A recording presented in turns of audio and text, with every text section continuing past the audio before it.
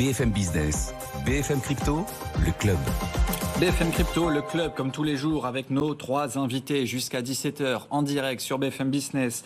Dans un instant, on sera avec Vincent Gann, mais juste avant, en plateau, Valentin Demey, directeur des contenus chez Cryptos. Bonjour Valentin. Bonjour Étienne. Et puis Yves Chouefati également, qui est avec nous, le président fondateur de Tobam. Bonjour Étienne. Dans un instant, messieurs, on parlera de l'actualité des cryptos. Mais juste avant, comme tous les jours, aux alentours de 16h35, on fait un point sur les niveaux techniques, graphiques à surveiller sur les principales cryptos. Et c'est Vincent Gann qui nous fait le plaisir d'être là, analyste technique indépendant. Bonjour Vincent. Bonjour Étienne, bonjour à tous. On était il y a un instant avec Stéphane Sauduteil, on parlait d'une petite consolidation, pause sur les indices boursiers. Comment ça se passe aujourd'hui sur les cryptos ? Écoutez, sur les cryptos, sur le cours du Bitcoin en particulier, les traders, ils ont en tête une chose, le rejet depuis environ une semaine sous les 30 000 $. Ce rejet sous les 30 000 $ qui a redonné du baume au cœur au camp baissier. Alors, un peu de contexte.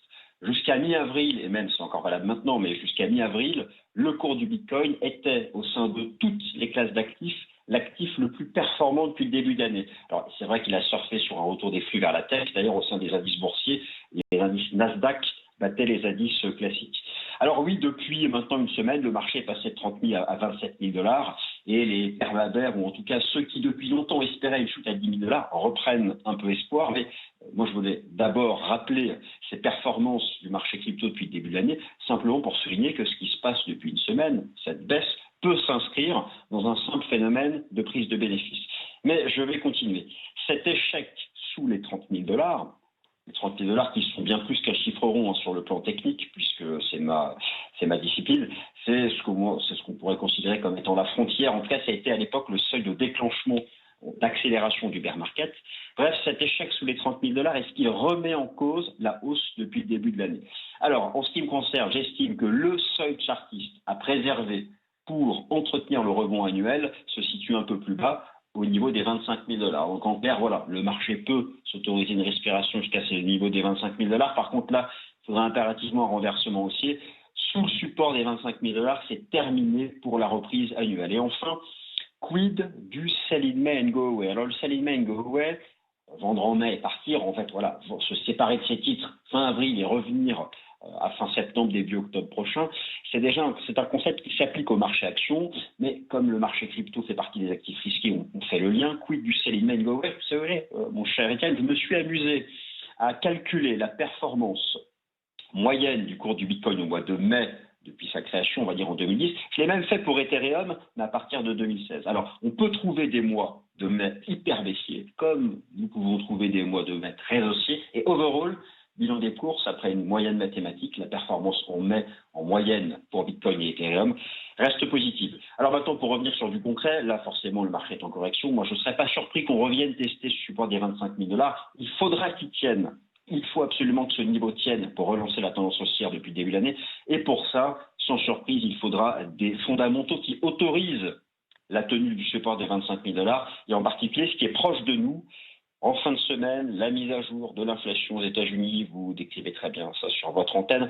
Pourquoi est-ce qu'on a besoin de la poursuite de la désinflation américaine ? Parce que c'est ce qui conditionne la poursuite de la repli des taux d'intérêt et du dollar américain. C'est un combo cross-asset dont le cours du Bitcoin a besoin pour préserver sa reprise haussière annuelle. Voilà mon avis, Étienne, je l'ai résumé. Merci beaucoup en tout cas Vincent de nous avoir accompagnés et surtout de nous avoir aidé à décrypter la situation autour des cryptos. Et donc petite consolidation sur le Bitcoin aux alentours des 27 500 $. Et on en reparlera bien sûr tout au long de la semaine avec ces échéances, que ce soit les statistiques aux États-Unis en fin de semaine et puis surtout la Fed, ça sera mercredi prochain. En attendant, on est toujours avec nos 2 invités, Valentin Demey pour Cryptos et Yves Chouefati pour Tobam.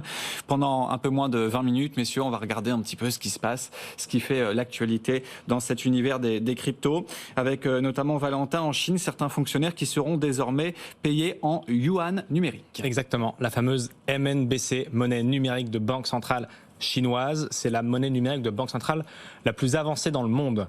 On rappelle très rapidement ce que c'est, effectivement, c'est ces devises étatiques qui sont numérisées, qui sont mises sur blockchain, public ou privé. C'est justement les débats actuellement en cours autour du globe pour essayer de combattre un peu la fameuse hégémonie du dollar. Ce qu'on voit aujourd'hui avec la Chine, c'est qu'ils sont le plus avancés dans le monde. Pour donner un peu de contexte, en France, en Europe, Le gouverneur de la Banque de France nous disait il y a quelques mois que l'e-euro pourrait être sur les rails pour 2027. Donc là, la Chine le montre, elle est encore très en avance. Et on a déjà vu beaucoup d'expérimentations. On en parlait il y a quelques mois sur ce plateau.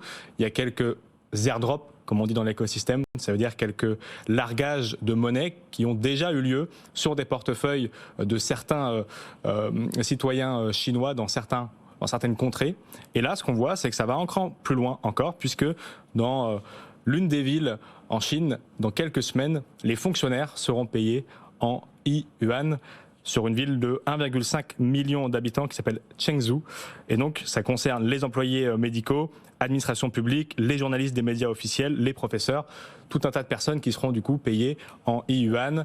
Ça pose des questions sur la, on le sait très bien, vie privée, puisque toutes ces transactions de fait seront traquées, seront suivies. On pourra même, et c'est ce qu'on a traité là, il y a quelques mois, mettre des conditions à la dépense de cette monnaie. C'était le cas justement il y a quelques mois. L'argent était conditionné à quelques magasins dans certains endroits du globe, ou en tout cas de la Chine, et n'était réservé qu'à certaines personnes. Donc ces conditions peuvent porter atteinte à la vie privée. En tout cas, la Chine est clairement leader sur sa monnaie numérique chinoise, veut étendre à Hong Kong l'utilisation et les transferts de monnaie dans les prochaines semaines, prochains mois. Donc ça risque d'être un petit peu animé côté Chine. C'est quoi le but en fait aujourd'hui pour les autorités de mettre ce yuan? L'objectif, c'est de, encore une fois, concurrencer le dollar sur son extraterritorial. J'arrive jamais, Yves, si vous voulez le tenter. Merci, c'est pas plus facile. En tout cas, sur non, je ne vais pas le refaire. En tout cas, cette capacité qu'a le dollar à pouvoir passer un peu partout à travers les frontières. Donc l'objectif premier, c'est clairement d'attaquer cette hégémonie-là. Et puis aussi, évidemment, on le sait en Chine, de pouvoir contrôler un peu plus l'utilisation de la monnaie par les citoyens et particulièrement, encore une fois, je disais, de pouvoir y mettre certaines conditions. Donc à voir comment ça va être reçu, mais c'est encore une fois l'une des plus grandes avancées sur ce terrain des MNBC, et la Chine montre encore qu'elle a toute envie de mettre un petit coup de pied au derrière à l'hégémonie du dollar. Et donc ça, c'est ce qui se passe en Chine. Donc il faudra suivre donc, ces fonctionnaires qui seront désormais payés en yuan numérique. Et puis si on regarde aux États-Unis, vous avez repéré notamment Yves Chouet-Fati, cette audition la semaine dernière du patron de la SEC. C'est le gendarme américain. Alors on dit souvent de la bourse, mais c'est pas que la bourse. Oui, c'est des marchés. Ouais. Voilà, des marchés. Concernant la réglementation des cryptos. On voit aussi qu'aux États-Unis, ça fait parler ce sujet. Oui, effectivement, il y a un grand débat entre les législateurs américains et le régulateur, parce que le régulateur n'est pas censé émettre la régulation, il est censé la faire respecter. Et le monde de la crypto aux États-Unis n'est pas encore véritablement réglementé. Et néanmoins, la SEC a convoqué un certain nombre d'opérateurs de la crypto et les a en fait enjoint de respecter une réglementation qui est extrêmement ambiguë. On ne sait pas aujourd'hui sur les cryptos américaines, est-ce que ce sont des valeurs mobilières, est-ce que ce sont des securities, est-ce que ce sont des matières premières ou est-ce que c'est autre chose? Et donc la réglementation est extrêmement ambiguë. Aux États-Unis, d'habitude, on laisse le marché se faire et on réglemente ensuite. C'est un peu le contraire de l'option européenne. L'option européenne, elle cherche plutôt à commencer par réglementer et ensuite à essayer de diriger le marché plutôt que de le laisser s'organiser tout seul. Là, aux États-Unis, il y a vraiment aujourd'hui presque un sacré bazar, où les grands opérateurs américains se posent la question de quitter les États-Unis. Il y a Coinbase, qui est le plus gros opérateur coté dans le monde de la crypto, qui s'est posé la question effectivement de sortir des États-Unis en raison de l'incertitude réglementaire qui entoure ces activités. Et Gensler, à plusieurs reprises, a déclaré que pour lui, le Bitcoin serait assez peu probablement une valeur mobilière. Il a déclaré que le Bitcoin serait probablement une matière première, mais malgré l'insistance du président de séance qui a vraiment insisté à poser, il a dû poser la question, je ne sais pas, 6-7 fois. Pendant plus de 2 minutes, ouais. Voilà, plusieurs minutes, il a insisté, il a refusé de répondre à la question du régulateur. Et on voit bien du législateur, et on voit bien que si même Gary Gensler ne sait pas répondre à la question, c'est difficile de demander aux opérateurs eux-mêmes de se faire une religion sur la législation à adopter. Valentin. Avec le micro ouvert, c'est mieux. Valentin Demey, vous avez suivi cette audition à Cryptost, donc le patron de la SEC. Comment vous l'avez trouvé cette audition ? C'est vrai que ce moment où on voit le président demander plusieurs fois à Gary Gensler de se justifier sur son côté peut-être un peu trop offensif envers les cryptos était assez lunaire parce que pendant plus de 2 minutes, Gary Gensler évite la question, ne sait pas répondre à cette fameuse question pour laquelle, pourtant sur Twitter et dans ses différentes communications ces derniers temps, il n'avait pas de doute sur la qualification de l'Ether en l'occurrence, puisque c'est lui dont on parle. Ce qui est amusant et ce qui va dans le sens de ce que vient de dire Yves, c'est que ça y est, les opérateurs en ont assez d'attendre que Gary Gensler trouve la réponse à cette fameuse question, tout en continuant d'ajouter du flou au flou et de faire un brouillard tout autour de cet dispositif. L'année dernière, en juillet, Coinbase avait demandé dans une lettre ouverte que justement la SEC, par Gary Gensler, prenne position sur justement tout ce narratif mis autour de est-ce que c'est un security ou non, est-ce que c'est une commodities, pour enfin donner des règles claires pour que Coinbase, en l'occurrence, et toute l'industrie américaine puissent se conformer. Une lettre qui est restée sans réponse de la part de la SEC. Et il y a quelques jours, on a appris que Coinbase allait porter cette lettre et forcer la SEC devant les tribunaux à répondre pour donner un cadre concret à l'industrie.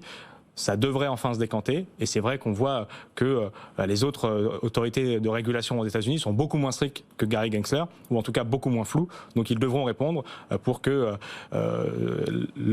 tout ce qui touche à l'innovation côté États-Unis continue, parce qu'il y a effectivement une fuite en avant assez importante et la prise de conscience vient d'être faite par le législateur.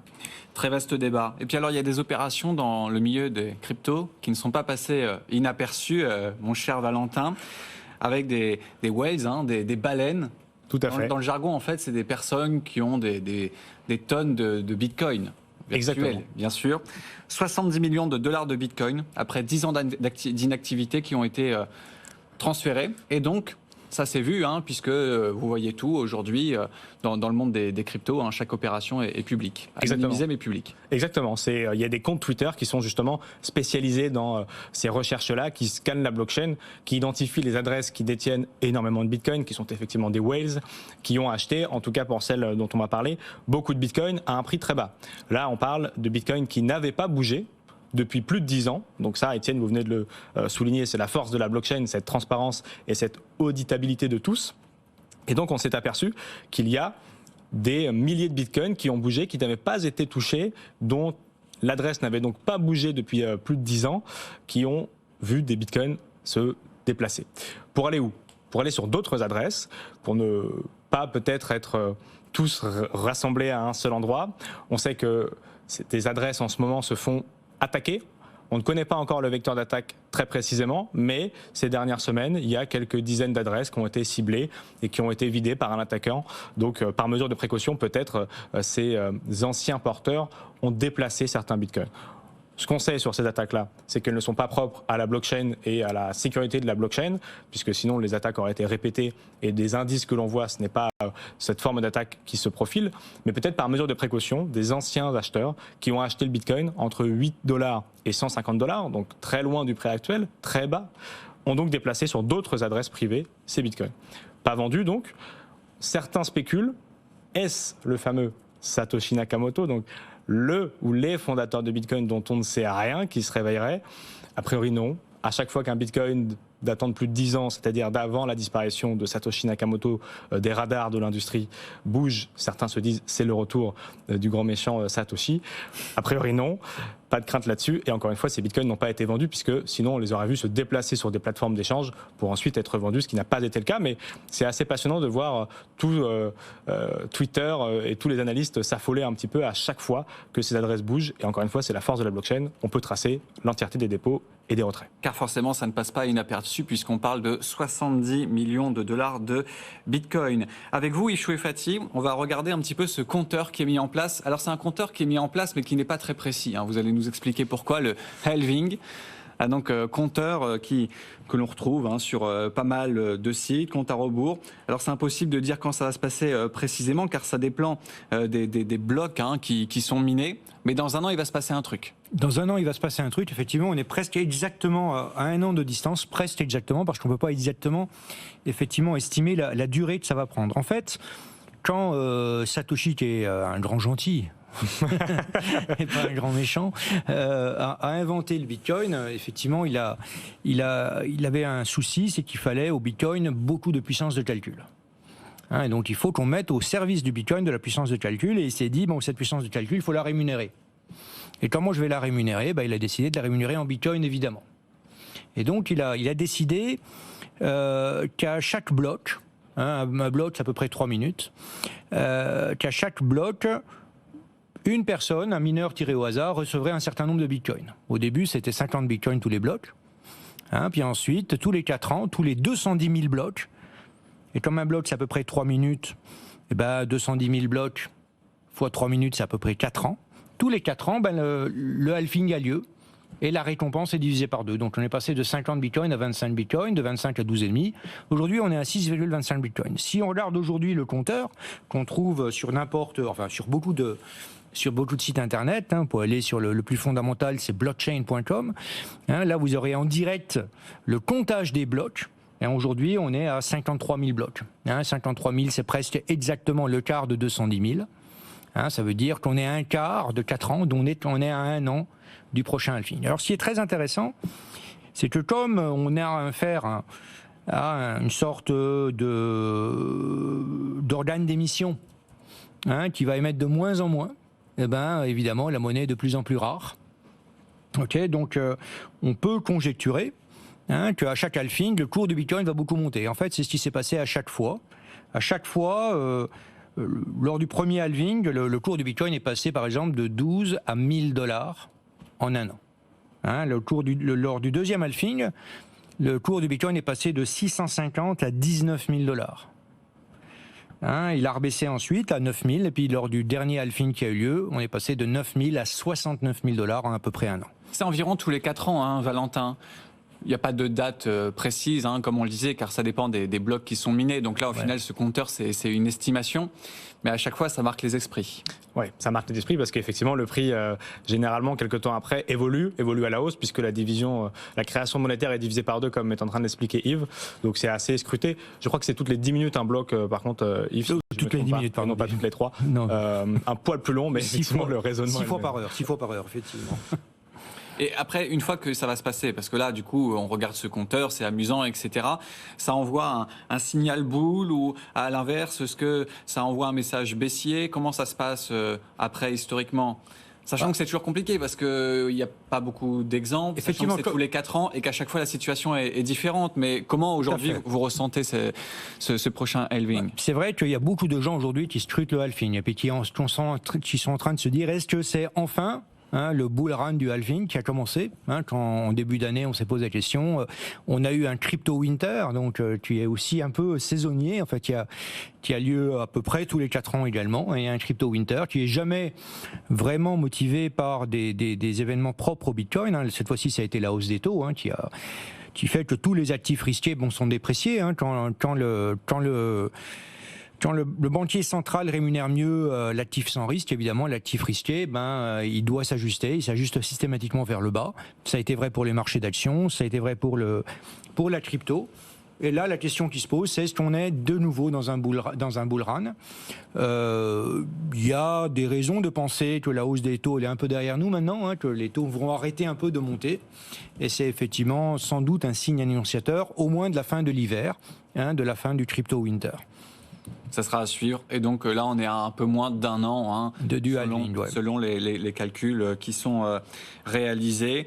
Avec, vous parlez de cette inflation, ça sera à suivre et ça a été le thème de cette fin d'année 2022, voire même de l'année 2022, et on en parle encore là. Et puis dans le même temps, vous avez aussi pas mal de banquiers centraux qui mettent un petit peu la pression là, sur les gouvernements. On a encore l'exemple avec François Villeroy de Galhau de la Banque de France, qui, dans une lettre d'un peu plus 25 pages ou 30 pages à Emmanuel Macron, dit le quoi qu'il en coûte, ça va un petit peu à l'inverse de ce que les banques centrales souhaitent. Tout à fait. En fait, on dit à juste titre que les banques centrales contribuent à l'inflation en émettant de la monnaie, mais si elles émettent la monnaie, c'est qu'il y en a besoin.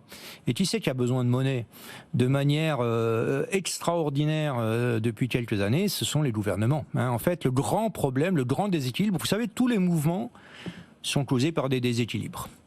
Chaque fois qu'il y a un déséquilibre, il cause un mouvement. Et le grand déséquilibre aujourd'hui de l'économie, c'est le déséquilibre entre les dépenses publiques et les recettes publiques. Et de ce déséquilibre, il ne peut résulter que de 3 types de mouvements. Soit une baisse des dépenses publiques qui doit être extraordinaire, soit une hausse des impôts qui doit être extraordinaire, soit de l'inflation. Et si on veut empêcher l'inflation de monter, il n'y a pas le choix, il va falloir commencer un jour à contrôler les dépenses publiques. Aujourd'hui, les dépenses publiques, elles sont financées par de la dette, et pas par de l'impôt. On ne peut pas hausser les impôts plus qu'ils ne le sont aujourd'hui. Et si on veut... et la dette, c'est forcément de l'émission monétaire, que ce soit le banquier central qui prête ou que ce soit la banque ordinaire, la banque privée qui prête. Chaque crédit fait par une banque, c'est de la création monétaire et ça contribue à de l'inflation. Et si on veut que l'État... si l'État veut effectivement contribuer à une baisse de l'inflation, il faut qu'il arrête de subventionner les produits. Il faut qu'il maîtrise ses dépenses, il faut qu'il maîtrise son budget. Et ça, aujourd'hui, c'est un sujet dont on parle, mais dont on parle depuis la crise sanitaire, parce qu'au final, le quoi qu'il en coûte... Non, mais... Depuis 2008 même, enfin... Oui. Non, mais depuis le Covid, depuis 2020, c'est vraiment à ce moment-là où, au final, les bilans des banques centrales ont explosé. Là, si on veut se raccrocher, parce qu'on est dans une émission crypto, comment vous voyez le lien par rapport aux cryptos et le lien par rapport à ce qui va se passer dans le futur? C'est-à-dire qu'au bout d'un moment, en effet, le Bitcoin, c'est un actif risqué qui est plus ou moins corrélé à d'autres actifs risqués et qui suivent un petit peu les taux, que ce soit sur le marché obligataire et puis aussi les taux des banques centrales. En fait, ça date un peu d'il y a longtemps, ça date d'Aristote, tout ça. Aristote, il a défini la monnaie comme étant un objet qui a 3 propriétés. Ça permet de transporter la valeur dans le temps, ça permet le commerce, et ça permet la comptabilité. Et en fait, le plus gros service de la monnaie, d'après moi, c'est effectivement le transport de la valeur dans le temps. Si aujourd'hui vous allez au travail, c'est contre un salaire. Et pourquoi vous acceptez de consacrer une journée de travail à un salaire? C'est simplement dans l'espoir que ce salaire vous permette d'acheter le travail de quelqu'un d'autre dans l'avenir. Et l'inflation, elle casse ce schéma-là. En fait, dans le passé, on avait 2 types d'outils. On avait des outils d'investissement et des outils d'épargne. On pouvait épargner sans investir. Nos arrière-grands-parents, ils mettaient quelques pièces d'or de côté et ils avaient de quoi voir venir si les temps devenaient difficiles. Aujourd'hui, l'inflation empêche ça. L'euro, le dollar, le yen ne permettent pas la conservation de la valeur dans le temps. Et ça, c'est un très très gros problème économique. Parce que quand vous ne pouvez pas compter, quand vous ne pouvez plus avoir confiance dans la monnaie pour l'avenir, c'est très difficile de développer sa famille, de développer son entreprise ou de développer son pays. Et c'est un peu ce projet-là qui a motivé Satoshi et qui s'est dit qu'il faut rétablir la rareté de ce qui doit transporter la valeur, et c'est comme ça qu'il a inventé le Bitcoin. Avec donc un nombre limité, on le rappelle, tout à fait. À la fin. Voilà. Quand vous additionnez effectivement 50 fois 210 000, plus 25 000 fois 210 000, plus 12,5 fois 210 000, et quand vous continuez comme ça, à la fin, vous arrivez à exactement 21 millions. Le Bitcoin, il se définit en une phrase. Le Bitcoin, il est facile à définir. Le Bitcoin, c'est quelque chose qui est électronique, digital, qui est solide, qui est décentralisé, qui est pair à pair, et dont il y a 21 millions d'exemplaires. C'est ça, le Bitcoin. Et on en a à combien, là, aujourd'hui? On en est à 19, pas tout à fait 20, 19, un peu plus de 10, entre 19 millions et 20 millions. Donc on est à la fin. En gros, le plus gros a été fait très largement. Le plus gros a été fait, on n'est pas tout à fait à la fin parce que le minage va se ralentir, c'est asymptotique. Le dernier Bitcoin, le dernier Satoshi devrait être miné en 2140. Et après, il n'y aura plus de mineurs, ça sera fini, on ne pourra plus miner du Bitcoin. Non, les mineurs se feront rémunérer par les frais de transaction. Donc aujourd'hui, il y a 2 rémunérations pour le mineur, il y a les frais de transaction et le minage, et la création monétaire. Vaste débat, mais le temps imparti est terminé. Merci beaucoup en tout cas, messieurs, c'était très intéressant. Valentin Demey, directeur des contenus chez Cryptost, et puis donc Yves Fati, président fondateur de Tobam, et puis Vincent Gagne qui était avec nous en tout début d'émission.